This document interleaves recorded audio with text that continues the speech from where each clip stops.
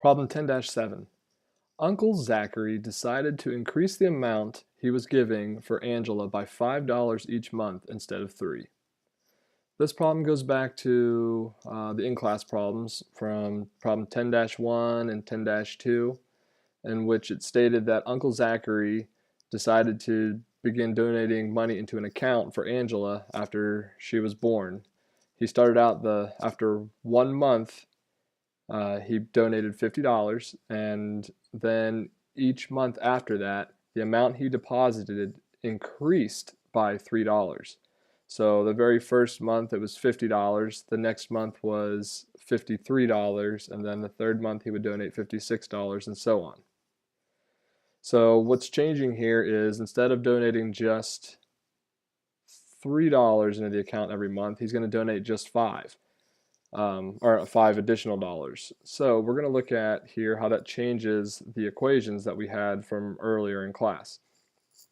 So let's look at A here. Started out before he was donating $50 to begin with, and that isn't going to change. He's still donating $50 1 month after she was born there. That was the very first deposit. So this is going to be first term form.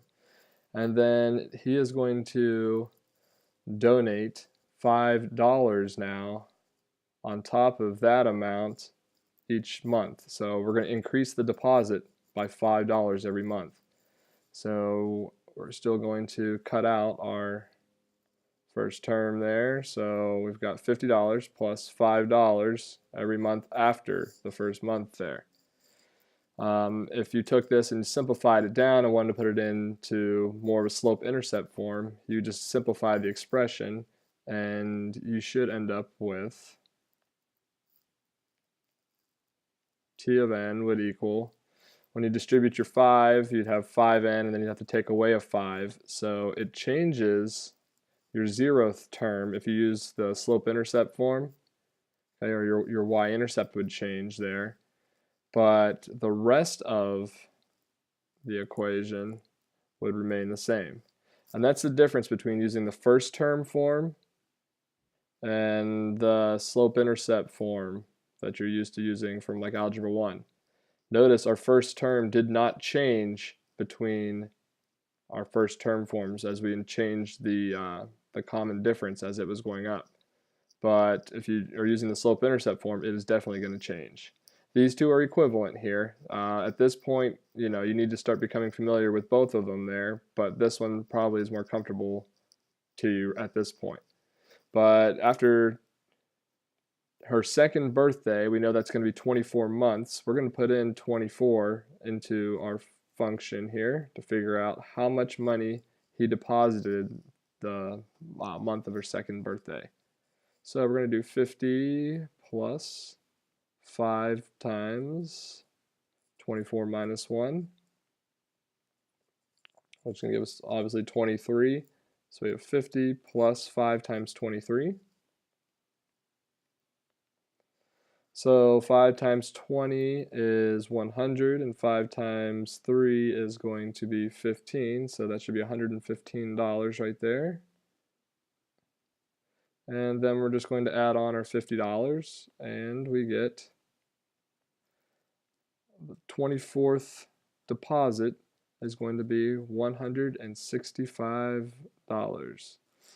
Uncle Zachary seems like a pretty good uncle there.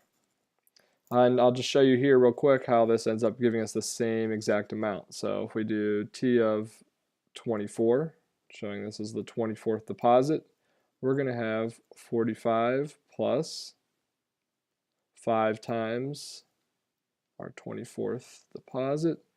And you'll see 5 times 20 is 100, 5 times 4 is 20, so we have $120 there, plus $45 also gives us $165.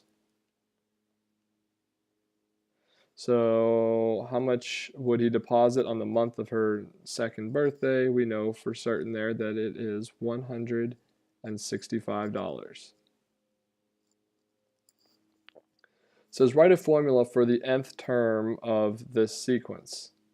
Well, we kind of already did that. The nth term of our sequence is going to either end up being, if you're using first term form, our equation that we have here, and if you're using like the 0th term or the slope-intercept form, it would be this one here. So we'll just go ahead here, rather than waste your time, we'll just put that this is B, or this would be B. So see below.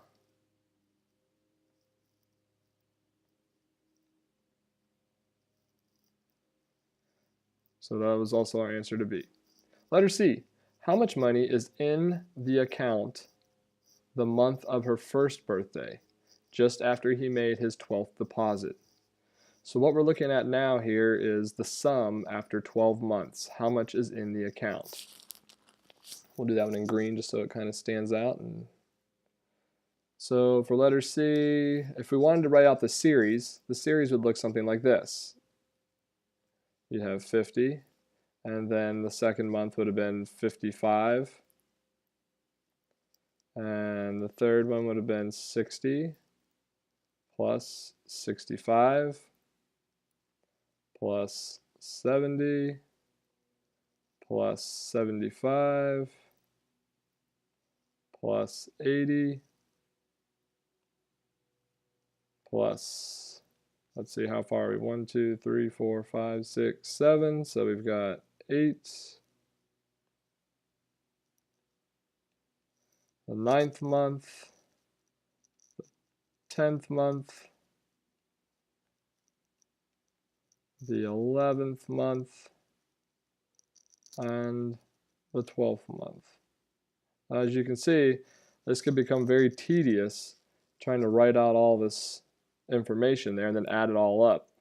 And that's part of what we're going to be learning about in this chapter, is how to make this process easier and faster. So if we want to add all that up, I guess you could take it and add it all together here, but we could also look for some patterns here.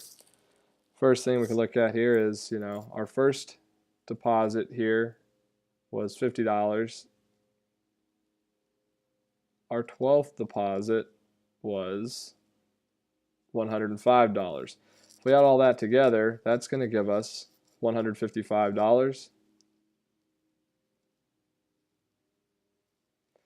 Then if we look, though, we increase $5 the second month, but we decrease, if we went backwards from the last deposit to the one right before it, we decrease that by $5. So you're gaining $5 here, you're losing $5 there. So if we took those two amounts and we added them together,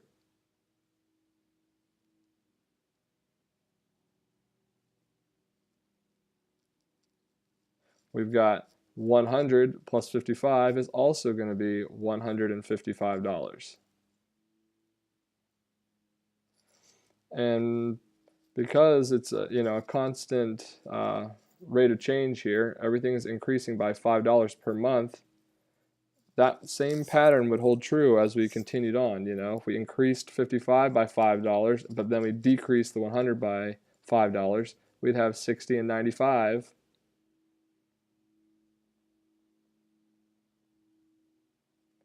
Which also ends up giving us then $155. So here's the question, what can we do to make this easier?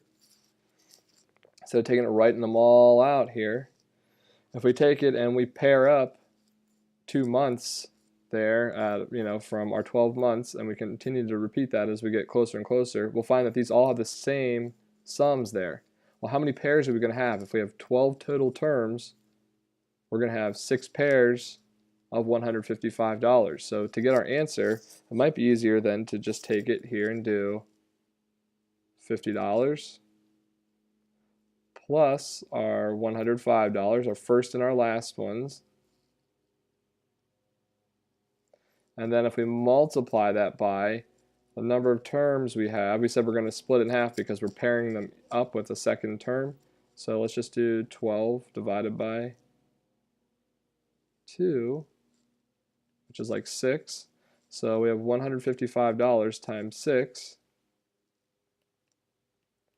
which is going to be, let's see, 6 times 100 would be 600, plus 6 times 50 would be 30.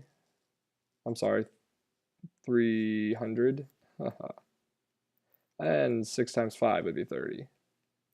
So we've got, in the end, $930. Now you might have just taken and added these all together here. This is new, so that's fine, as long as you're understanding that's what they want from you right now. We're going to work on coming up with shortcuts and things to make this easier and faster for you. So after he made his 12th deposit, there should have been $930 in the account. All right, this is problem 10-7. If you have questions, make sure you ask your teacher. Otherwise, thanks for watching. I hope this helped you out.